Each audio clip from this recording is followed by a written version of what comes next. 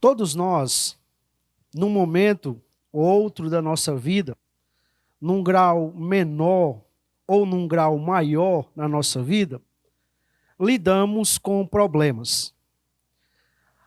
Às vezes é o trabalho que não está dando certo, a gente começa a enfrentar alguma dificuldade ali, aparece dificuldade de relacionamento, a empresa está passando por reformulações, e aí você começa a ficar preocupado. Às vezes é um desajuste na sua família, é um conflito entre algum dos seus filhos, é um conflito mesmo envolvendo o seu casamento. Às vezes é um problema com a sua família, de parte de pai ou de mãe, que lhe envolve, não tem como você não se envolver nisto. Às vezes nós lidamos com problemas quando nós precisamos lidar com percas. Às vezes a nossa saúde não está bem e nós então vamos ao médico e percebemos que a coisa ela não está funcionando direito, não está ajustada da forma que deveria estar. E sendo bem honesto, eu acredito que todos nós, por mais crentes que sejamos, nós não gostamos de lidar com problemas. E se nós formos sinceros, uma vida ideal para nós seria uma vida onde nós não tivéssemos que lidar com nenhum tipo de problema. Certamente, esse estilo de vida seria um pouco mais confortável para nós. Porém, meus irmãos, algumas vezes é necessário nós lidarmos com problemas na nossa vida. Por mais que nós não gostemos, por mais que não seja confortável para nós, por mais que muitas vezes nós até tentemos fugir, por mais que nos incomode, mas algumas vezes lidar com problemas torna-se uma necessidade na nossa vida. Nesta noite, dando continuidade às exposições no livro de João, eu quero considerar com os irmãos o capítulo de número 2, o verso de 1 a 12, aonde nós nos depararemos com um problema que foi extremamente necessário para aquela ocasião. Eu quero convidar os irmãos a ficarem de pé e, à luz deste texto, eu quero destacar então 3 razões pelas quais a existência de problemas na nossa vida é uma necessidade. Então, Evangelho de João, capítulo de número 2, verso de número 1 até o verso de número 12.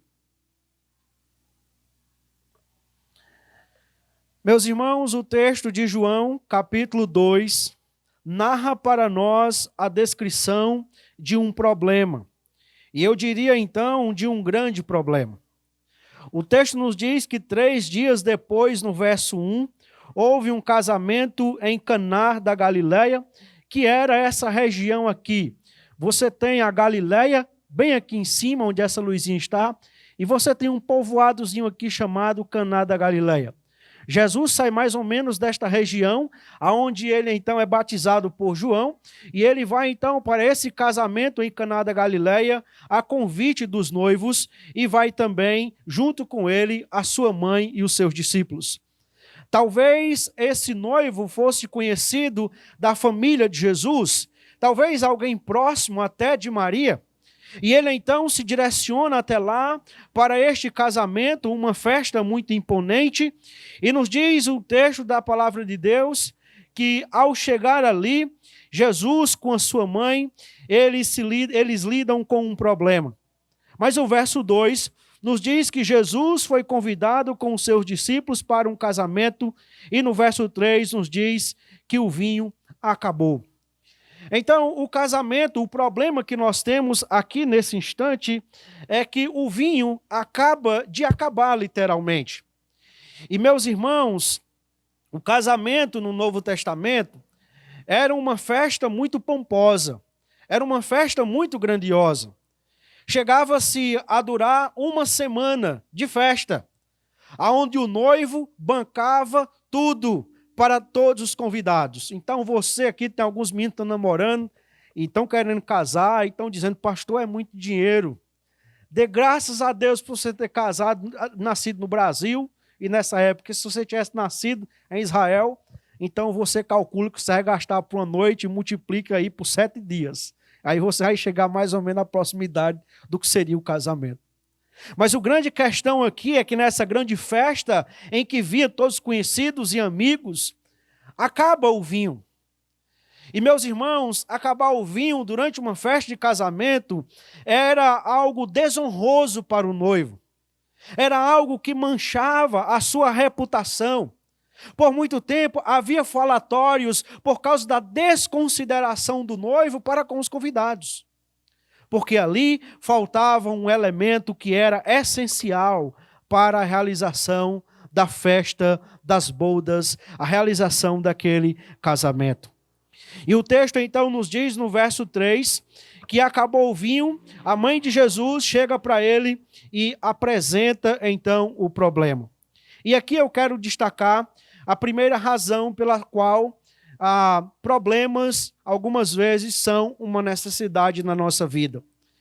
Veja que a existência do problema possibilita a manifestação da fé em Jesus. O texto de número 3 nos diz que ela, então, acabando o vinho, a mãe de Jesus lhes disse: eles não têm mais vinho. Mas Jesus respondeu: por que a senhora está me dizendo isto? Ainda não é chegada a minha hora. Então ela falou aos seus serventes: façam tudo o que ele disser. Nós temos aqui, meus irmãos, uma pessoa que é descrita aqui como a mãe de Jesus, que é Maria, e ela evidencia ter uma fé em Jesus. Nós temos ali, de acordo com o texto, o noivo que está promovendo a festa. Nós temos ali o mestre-sala, que é o responsável, então, pela condução de toda aquela festa. E quando tem um problema para resolver, Maria procura Jesus. E procura Jesus, porque Maria entende que Jesus pode agir para resolver aquele problema. É interessante notar, meus irmãos, que nós não sabemos de fato quais foram as razões específicas pelas quais Maria chega até Jesus. Talvez porque a essa altura José já estivesse morto. E então Maria, como viúva, tinha como responsável direta o seu filho mais velho, que era Jesus. E nos diz então, a outra alternativa seria o fato de que Maria realmente cria que Jesus ia intervir ali para mudar aquela realidade. Ele iria agir de alguma forma para conseguir resolver aquele problema, sem ser necessário incomodar o noivo durante a sua festa. O problema não era de Jesus, mas o problema é apresentado a Jesus, e é apresentado a Jesus não só como uma informação. Maria não chega para Jesus e não tem a intenção apenas de informá-lo de que o vinho acabou. Mas Maria chega para Jesus, informa o problema a Jesus, na expectativa de que Jesus fizesse alguma coisa para solucioná-lo. E isto, meus irmãos, é fé. O texto continua nos dizendo que esta fé que apresenta o problema a Jesus é a fé, meus irmãos, que aguarda o tempo de Jesus. Quando Maria chega até Jesus, verso 4, Jesus responde: por que a senhora está me dizendo isto? Mulher, o que tenho eu com isto? Em algumas traduções. E alguns até pensam que Jesus está sendo um tanto rude com Maria. Está sendo um tanto grosseiro, porque ele está falando com a mãe dela e com a mãe dele, e falando nesses moldes. Mas a expressão mulher, que foi traduzida pela Nova Ara como senhora, para mim foi uma tradução muito feliz. Porque é exatamente isso, é a ideia de senhora. Jesus é extremamente delicado com a sua mãe. É extremamente respeitoso com a sua mãe. E note que, mesmo sendo delicado e respeitoso, Jesus também adverte a sua mãe. Porque diz o texto que ele diz: a minha hora não é chegada. Ainda não é chegada a minha hora. E apesar disso, meus irmãos, nós temos uma fé que aguarda o tempo de Jesus. Maria não insiste. Maria não questiona com Jesus. Maria simplesmente espera. E aquela fé que fez com que ela procurasse Jesus, agora é uma fé que faz com que ela aguarde o tempo de Jesus. A expressão ainda não é chegada a minha hora, no Evangelho de João, se repete outras vezes. E sempre está ligada ao momento em que Jesus seria crucificado e que posteriormente Jesus seria exaltado. A hora é chegada a hora, Jesus diz lá no Getsêmani. É a hora em que ele seria preso, crucificado e então posteriormente seria ressuscitado ao terceiro dia. Mas note, meus irmãos, que esta fé que apresenta o problema, que aguarda o tempo de Jesus, é uma fé que continua crendo e confiando em Jesus, apesar de não ter sido atendida de forma imediata e apesar de ainda ter lidado com uma repreensão de Jesus. O texto diz no verso 5 que ela falou aos serventes: façam tudo o que ele disser. Nós não sabemos o que é que aconteceu para Maria dar essa ordem para os seus servos, para aqueles servos. Talvez Maria tenha percebido alguma coisa na tonalidade da voz de Jesus, ou da forma como Jesus falou com ela, mas alguma coisa aconteceu ali para ela entender que não, Jesus ele vai atender, ele vai mudar isso aqui, ele vai agir para solucionar esse problema. Mas o ponto aqui, meus irmãos, é nós observarmos como Maria continua crendo, como Maria continua confiando em Jesus. Jesus não está comprometido com o projeto de Maria, Jesus não está comprometido com as expectativas de Maria, Jesus está comprometido com a glória do Pai, mas mesmo assim Maria continua, então, confiando em Jesus. E isso, meus irmãos, é fé. Mesmo quando nós apresentamos um problema a Jesus, e Ele, então, não resolve de imediato, e nós continuamos crendo, nós continuamos confiando, mesmo em ver alguns momentos Jesus sem fazer nada para resolver aquele problema.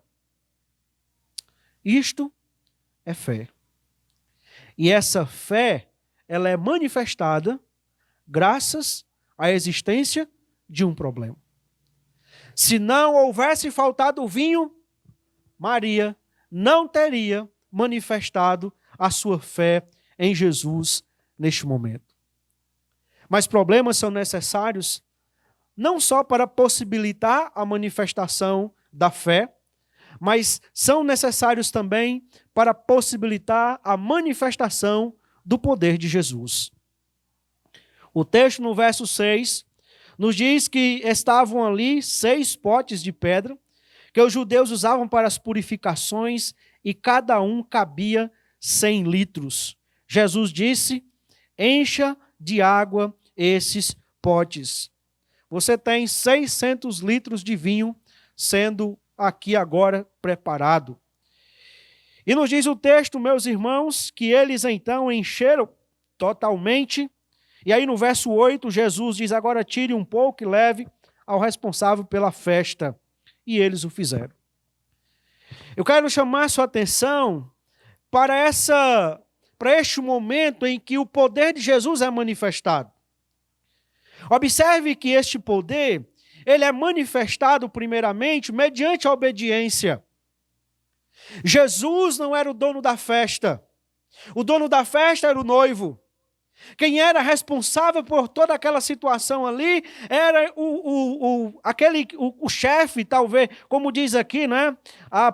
Deixa eu encontrar aqui, o mestre-sala. Ele era o responsável. Mas os serventes, aqueles que estavam para servir, eles obedecem e obedecem imediatamente a Jesus. É interessante, meus irmãos, que esta obediência é a 2 ordens sem sentidos. Porque pense comigo, qual era o problema que nós temos aqui? Falta vinho. Então a primeira ordem de Jesus, enche as talhas com água. Tem sentido isso? honestamente pensando e humanamente pensando, tem sentido essa ordem de Jesus? Não tem. E nós temos uma segunda ordem sem sentido.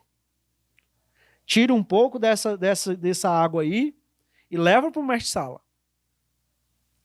Vai levar a água para o mestre-sala provar. Para quê? Mas eles não discutem. Eles obedecem. Observe, meus irmãos, que esta obediência ela é irrestrita e inquestionável. Por mais que as ordens não façam sentido, mas eles simplesmente fazem e fazem totalmente, deliberadamente aquilo que Jesus mandou. Este poder que é manifestado mediante a obediência é um poder também que transforma.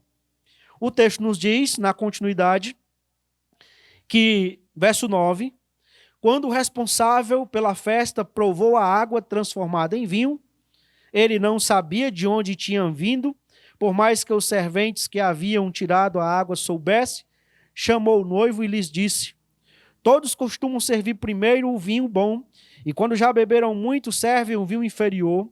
Você, porém, guardou o melhor vinho até agora. Nós temos aqui, meus irmãos, um poder que transforma. Por mais que nós já tenhamos vivido uma época onde tecnologia avançada, onde nós temos visto a ciência fazendo grandes coisas, não se conseguiu ainda uma maneira de transformar água em vinho. Não tem condições de fazer com que os elementos da água misturado, modificado, possa se transformar em vinho. Mas Jesus pode. Jesus transforma. E se nós estamos atentos ao que o projeto de João, a tese de João, ele está dizendo que Jesus é Deus, de que Jesus tem a capacidade de transformar substâncias, que Jesus tem capacidade de transformar aquilo que os homens, por mais do seu esforço, por mais da sua inteligência, não têm condições.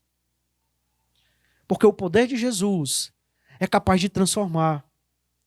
Porque Jesus é Deus. E Ele transforma.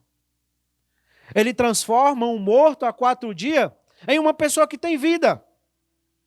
Ele transforma um cego de nascença numa pessoa que enxerga. Ele transforma os filhos do trovão em pessoas amáveis. Porque o poder de Jesus, Ele transforma. O texto nos diz que esse poder que transforma é um poder também que produz algo de melhor qualidade. Quando chega para o mestre-sala, talvez ele fosse o responsável, aquele cara que entende de tudo na festa. E ele então procura o noivo e diz: eu não estou entendendo. Geralmente as pessoas colocam o melhor vinho primeiro, e depois que todo mundo já está embriagado, esta é a ideia, então você serve um vinho da menor qualidade. Já está embriagado mesmo, não tem muita ciência da coisa, não tem muita questão de consideração, a primeira impressão é a que fica. Então, agora eu não estou entendendo por que você trouxe o melhor vinho só agora. É interessante notar, meus irmãos, que Jesus não transforma só a água em vinho, mas Ele transforma num vinho da melhor qualidade. O poder de Jesus é assim. Jesus, Ele não transforma com algo aquém daquilo que o seu poder tem condição de fazer. Quando Jesus chega e Ele decide então transformar uma pessoa, quando Ele decide transformar uma vida, Ele transforma para que aquela vida seja melhor, para que aquela vida tenha uma condição melhor diante de Deus. Jesus não é aquele tipo de pessoa que transforma apenas meia boca. Não é como muitas vezes nós encontramos uma transformação pela metade. Mas Jesus transforma por inteiro. E Ele transforma para algo melhor. O poder de Jesus, meus irmãos, é manifesto mediante a obediência. O poder de Jesus produz, Ele transforma, produz algo de melhor qualidade. Mas a manifestação do poder de Jesus é sem ostentação e sem sensacionalismo. Você imagine se Jesus fosse um dos milagreiros modernos. Para a festa aí, para o som, por favor. Traga aqui água. Vocês estão vendo água? Pois é, olha, água. Aqui é água. Eu vou tirar aqui para você ver. Água, tá vendo? Pronto, botou. Agora vocês vão ver o que sai daqui. Vai sair daqui o quê? Vinho. Ó, vinho. Tá vendo? Agora eu vou fazer na outra talha, para você demonstrar como Jesus tem poder, como o poder de Jesus é grande. Ó, tá vendo aqui água? E aí ia para aquele sensacionalismo. Jesus, meus irmãos, ele transforma a água em vinho, sem tocar no jarro, sem pegar na água. Poderíamos dizer que simplesmente pela sua palavra, e nós poderíamos ainda ir mais além. Simplesmente pela sua intenção ou pelo seu desejo. Jesus não precisa fazer espetáculo e, de fato, Jesus não está preocupado, Jesus não quer que as pessoas elas tornem isso um espetáculo público. O poder de Jesus, meus irmãos, não precisa de alarde para fazer a transformação para algo melhor, para resolver o problema da sua vida. O poder de Deus é sutil. E basta apenas uma palavra. É como aquele homem que procura Jesus. Eu tenho várias pessoas às minhas ordens, vários servos. Eu digo a um, faz isso, ele faz. Eu digo a outro, faz isso, ele faz. Então, Senhor, basta apenas uma palavra. Diz uma palavra tua. E o meu servo será curado. Jesus não precisa mandar um anjo para resolver os nossos problemas. Jesus não precisa vir para resolver os nossos problemas. Ele precisa apenas da sua palavra. E se a sua palavra não for suficiente, precisa apenas do seu desejo. Se a sua palavra for muito, então precisa apenas do seu desejo. E então, o seu poder entra em ação. Os problemas, algumas vezes na nossa vida, são necessários. São necessários para possibilitar a manifestação da fé, são necessários para possibilitar a manifestação do poder de Jesus, mas são necessários também para possibilitar a manifestação do propósito da vida de Jesus. Assim, verso 11, em Caná da Galileia, Jesus deu início a seus sinais. Ele manifestou a sua glória e os seus discípulos creram nele. Depois disso, ele foi a Cafarnaum com sua mãe, seus irmãos e seus discípulos. E ficaram ali não muitos dias. Eu quero chamar a sua atenção, primeiramente, para o fato de que Jesus ele é convidado com seus discípulos. Ele está ali com a sua mãe e com seus irmãos, filhos de Maria e José. E ele então, terminado a situação, ele sai dali. Jesus poderia ter ficado para receber os cumprimentos. Por ele ter resolvido um problema grande para o noivo. Jesus poderia ter ficado para dizer, olha meu jovem, você estava lá numa situação tão complicada e eu resolvi. Calcule quanto é que dá aí essas 6 talhas de vinho e manda o dinheiro lá para casa. Porque eu sou pobre. Eu sustento a minha mãe e como filho mais velho auxilio meus irmãos. Então, o seu dinheiro vai me ajudar para isso. E ainda mais eu tenho uma grande missão. E na minha missão eu não tenho como trabalhar, eu tenho que proclamar o reino de Deus. Isso vai ajudar. Mas Jesus não faz isso. Jesus simplesmente termina, sai com sua mãe, seus irmãos e seus discípulos. Mas João, no verso de número 11, nos diz que assim em Caná, Jesus deu início a seus sinais. Em outra tradução, este foi o primeiro sinal de Jesus. Este foi o primeiro milagre de Jesus. Isto é importante porque há na literatura apócrifa, livros que não são inspirados pelas Escrituras, vários relatos de que Jesus ele fez muitos milagres. De que um dia Jesus, um menino ruim, né? Que sempre tem um menino ruim. Jesus estava lá, o menino ruim, pá, acertou uma pedrada de baladeira no rim do passarinho. O bichinho caiu só se batendo. Jesus, um menino bondoso, amoroso, ficou com pena e foi lá e passou a mão no passarinhozinho e o bichinho saiu voando. E tem vários desses relatos. Mas observe que João diz que este foi o primeiro sinal de Jesus. Esta é uma informação muito importante, porque João registra 7 sinais no seu evangelho. São os 7 milagres de Jesus, descritos em João. E esses 7 sinais, eles estão ali para demonstrar, para comprovar uma coisa. Esse Jesus de Nazaré, que vem lá da região da Galileia, um local a ermo, à margem da sociedade, desprezado, ele é o Cristo, ele é o Messias. E para comprovar isso, veja, ele está fazendo sinais que comprovam a sua messianidade.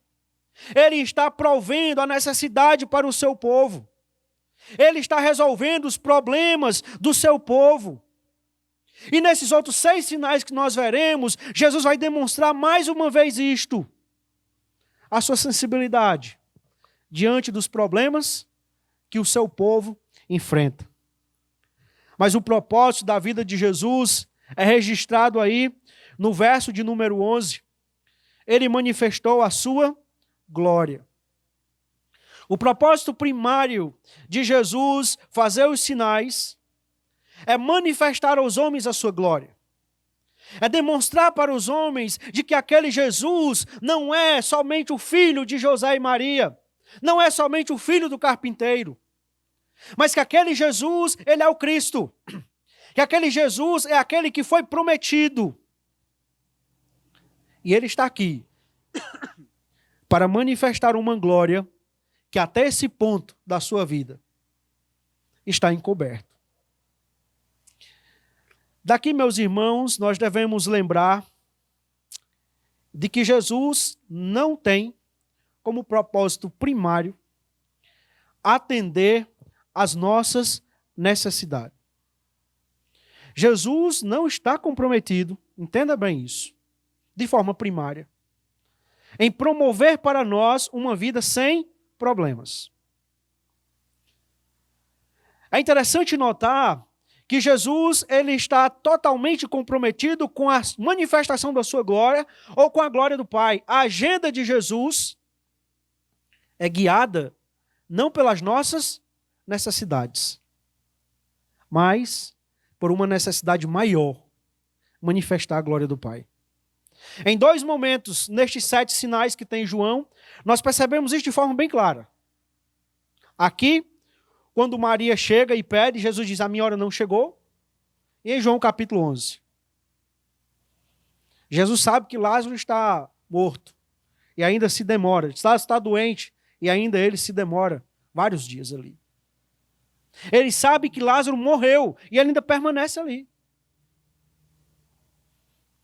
Porque ele queria ir no momento exato para que a glória do Pai fosse manifestada lá em Betânia. O foco maior de Jesus é a glória do Pai. Não é a opinião da sua mãe, não é a necessidade dos noivos, não é a opinião dos seus discípulos, não é a necessidade dos seus discípulos, mas a glória do Pai. Além disso, o texto continua dizendo que ele manifestou a sua glória e os seus discípulos creram nele. Manifestar a glória e despertar a fé nos seus discípulos. É muito interessante nós pensarmos nisso. Desse texto aqui, nós temos outras pessoas que tiveram conhecimento de tudo o que Jesus fez. Os servos que levaram a água, que encheram as talhas de água, que depois levaram até o mestre-sala, eles viram o sinal. Eles sabiam que aquela água que foi colocada foi transformada em vinho. E eles testemunharam a opinião do mestre-sala, dizendo, esse é um vinho da melhor qualidade. Mas aqueles servos não creram em Jesus, porque eles não eram discípulos de Jesus. Embora tenham visto os sinais, eles não creram em Jesus. Disto fala acertadamente um escritor chamado George Led, quando diz que para aqueles que não têm fé, os sinais são meramente prodígios destituídos de significado. O problema não é a falta de sinais. O problema é um coração que não crê. As minhas ovelhas ouvem a minha voz, diz Jesus em João 10.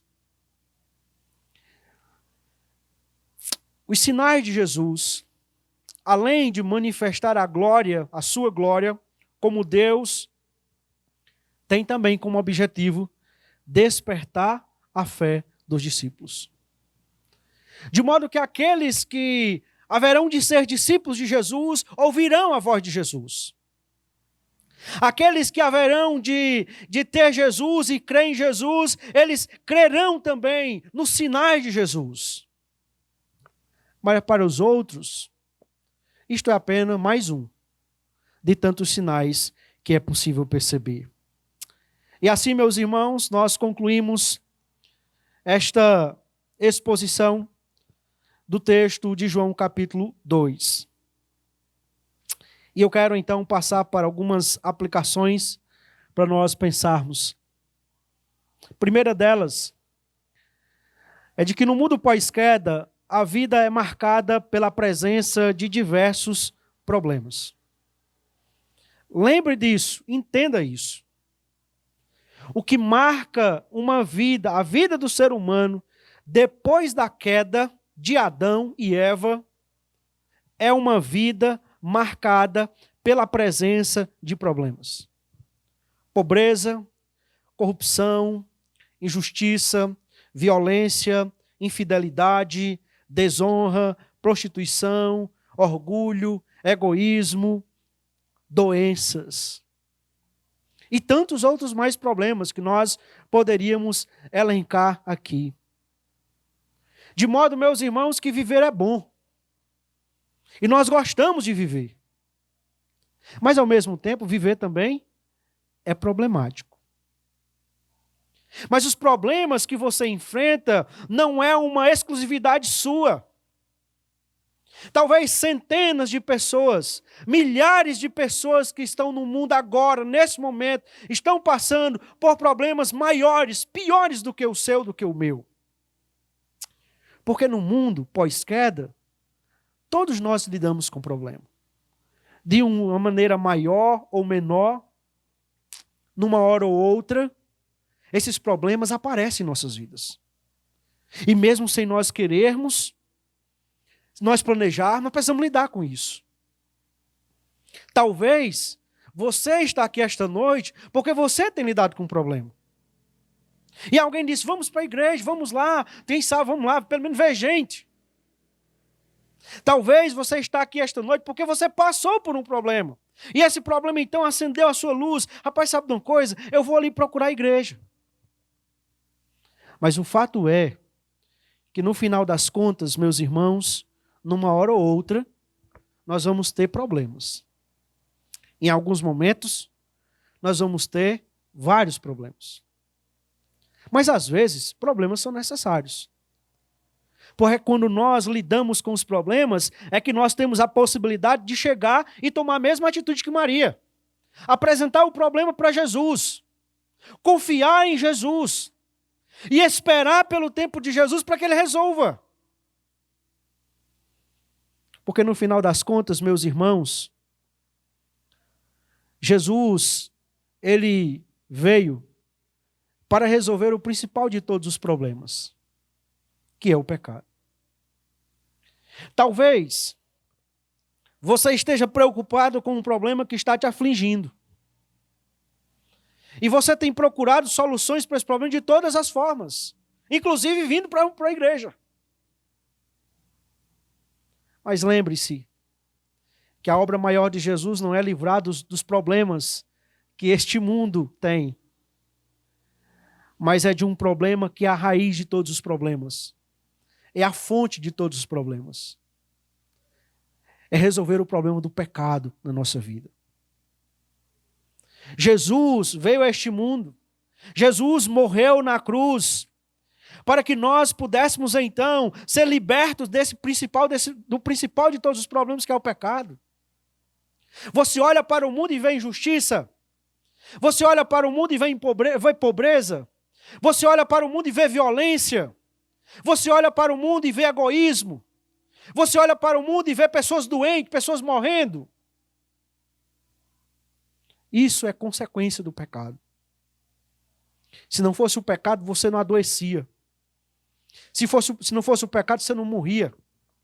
Se não fosse o pecado, a gente não via tanta injustiça no meio do mundo. Tanta corrupção, tanto desmantelo no meio. Nós não viríamos isso.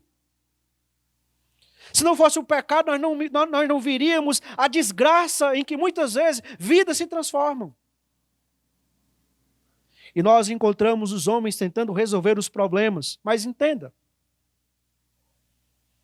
enquanto nós tentarmos e nos esforçarmos de todas as maneiras para resolver essas questões, sabe? Nós estamos enxugando o gelo. Porque problemas não se resolvem combatendo as consequências. Problemas se resolvem combatendo a causa. E a causa dos problemas que nós lidamos, da grande maioria dos problemas que nós lidamos, é o pecado. Mas o pecado não é só essa raiz de problema e não é só tão sério por causa desses problemas que nós enfrentamos na vida. Mas o apóstolo Paulo diz em Romanos capítulo 3, verso 23, que todos pecaram e estão separados da glória de Deus. O pecado nos separa de Deus. O pecado fecha o céu para que a sua oração, os seus pedidos não cheguem até lá. Porque só quem pode levar a seus pedidos, suas orações é Jesus. Ele é o único mediador entre Deus e os homens. Não há outro homem dado entre os homens pelo qual importa que o homem seja salvo. Então você vai morrer clamando e você não vai ser ouvido por Deus, porque Jesus é o condutor da tua oração e do teu pedido. Mas o pecado é sério, porque nos diz Paulo em Romanos 6, 23, que o salário do pecado é a morte, de modo que nós morremos porque nós pecamos. Mas mais do que isso, o pecado nos conduz a uma morte eterna, nos separa eternamente de Deus. De modo que mesmo depois que nós tenhamos uma vida após a morte, nós ainda colheremos os frutos do pecado. Se nós não apelarmos para aquele que tem a condição de resolver o maior problema que nós temos, que é o pecado. Jesus já veio a este mundo. Ele já fez a sua obra no Calvário, derramou o seu cruz, entregou sua vida. Agora é preciso que nós tenhamos a atitude de Maria. Que nós nos dispomos a ir lá até onde está Jesus, apresentando, confiando e obedecendo a Jesus.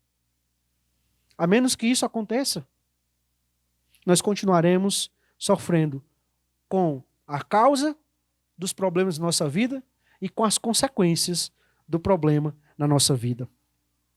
Uma última aplicação é que Jesus é o Cristo, capaz de solucionar qualquer problema nesta vida. Meus irmãos, lembrem disso. Não existe problema que seja demasiadamente difícil para Jesus. Aqui, esse texto poderia ser muito bem pensado no aspecto da oração. Nós irmos até lá, apresentar os nossos problemas para Jesus, porque Maria faz uma oração a Jesus. Senhor, tem esse problema aqui, resolve. Eu continuo confiando no Senhor que você vai resolver. Mas isso nos serve, irmãos, para lembrar de que os nossos problemas podem ser apresentados a Jesus. de que Jesus ele tem a condição, a capacidade de resolver qualquer problema na sua vida. Basta que você, então, entregue a sua vida a Jesus, de que você esteja disposto a obedecê-lo, mesmo quando, algumas vezes, as suas ordens não fazem sentido para você. Porque no final das contas, o propósito de Jesus principal é de que você possa crer nele. E crendo em Jesus, você tenha vida em seu nome. Muitos outros sinais fez Jesus diante dos seus discípulos. Estes foram registrados para que vocês saibam que Jesus é o Cristo e para que, crendo, tenhais vida em seu nome. Jesus é capaz de solucionar qualquer problema na sua vida, até mesmo a morte. Porque nos diz Paulo, em Efésios capítulo 2, que antes de crermos em Cristo, nós estávamos mortos nos nossos delitos e pecados. Mas Ele nos deu vida.